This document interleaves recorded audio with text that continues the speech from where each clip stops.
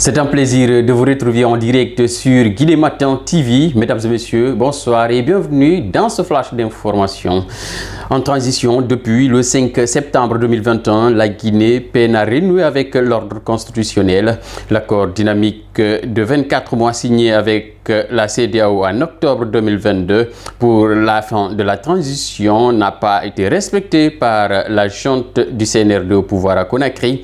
Les États-Unis, à travers le département d'État, s'inquiètent de ce rendez-vous raté et demandent instamment au gouvernement guinéen d'annoncer et d'adopter des jalons clairs à des dates cibles données ainsi que des mesures concrètes en vue de la tenue d'un référendum constitutionnel et d'élections démocratiques dans le pays.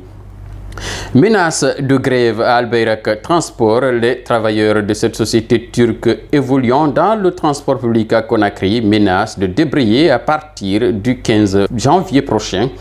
Ils se plaignent de 5 mois de salaire impayé. Dans un préavis de grève adressé ce mercredi à la direction générale d'Al Bayrak Transport, ces travailleurs dénoncent la détérioration de leurs conditions de vie et les promesses non réalisées par la direction de cette société turque.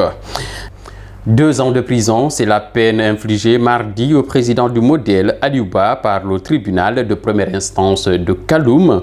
Ce jeune leader politique a été reconnu coupable d'offense et diffamation contre le président de la transition, général Mamadi Doumbouya. Sa condamnation a suscité une vive réaction de ses avocats qui, tout comme plusieurs acteurs politiques et sociaux, qualifie cette décision d'atteinte à la liberté d'expression. L'activiste et défenseur des droits humains Mamadou Kali Diallo estime que cette condamnation d'Aliouba porte atteinte aussi à l'évolution démocratique.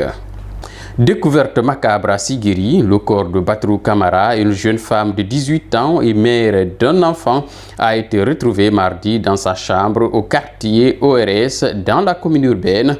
Dr Abdoulaye Bassirou Kondé, médecin gendarme en service à l'hôpital préfectoral de Sigiri, assure qu'une trace de corde a été retrouvée au niveau du cou de la défunte. Ce constat a conduit à l'arrestation de son mari.